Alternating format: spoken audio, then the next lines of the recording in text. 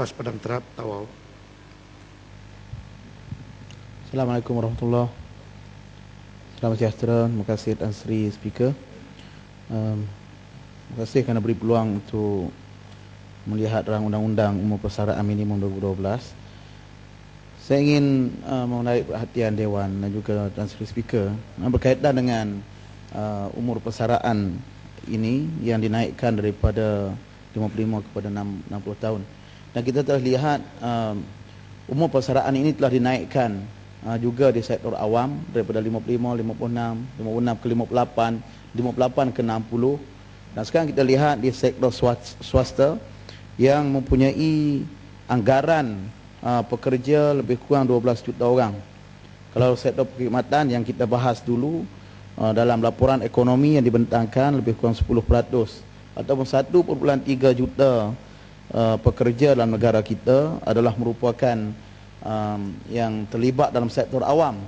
Sekarang dia melibatkan 12 juta. Yang ini adalah yang ada dalam rekod. Tidak termasuk lagi yang bekerja tanpa payslip, yang bekerja tanpa memaklumkan ataupun yang dikesan oleh pihak kementerian. Sudah tentulah berjuta-juta lagi yang jual nasi lemak tepi jalan, yang kerja sebagai gunting rambut dan sebagainya. Jadi saya melihat ni satu perkara yang cukup menarik kerana berkaitan dengan anak muda. Yang sekarang kita lihat statistik pengangguran di peringkat graduan sahaja sudah berjumlah 80,000 dalam data 2 tahun lepas. 80,000 graduan tanpa mengambil kira yang tidak graduan, yang tidak mempunyai ruang untuk melanjutkan pelajaran ke peringkat yang lebih tinggi, yang kemungkinan mereka ini tidak ada sijil, kemungkinan mereka ini hanya lepas SPM, STPM. Kerana yang kita dibagi maklum dalam Dewan ini, hanya 29% sahaja daripada rakyat Malaysia yang berjaya sampai ke peringkat universiti dalam pengajian mereka.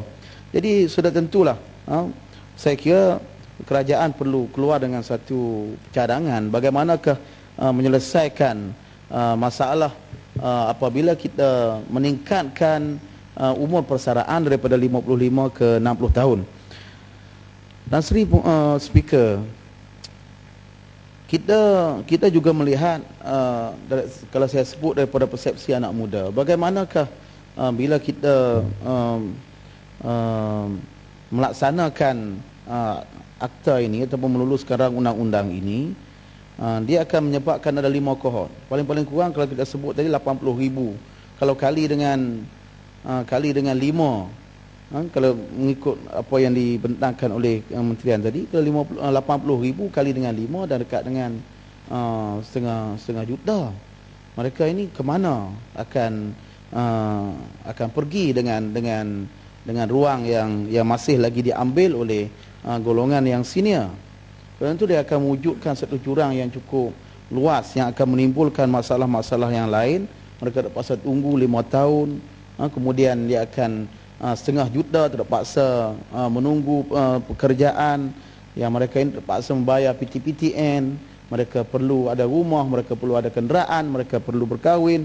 Dan bagi saya sudah tentulah dia boleh menjurus kepada gejala sosial dalam negara kita. Jadi saya harap pihak kementerian mempunyai satu penyelesaian kepada masalah pengangguran yang berlaku di dalam negara kita. Tambah-tambahan lagi kita lihat kebanjiran warga asing yang begitu ramai, yang tidak mempunyai rekod ataupun pendatang tanpa izin.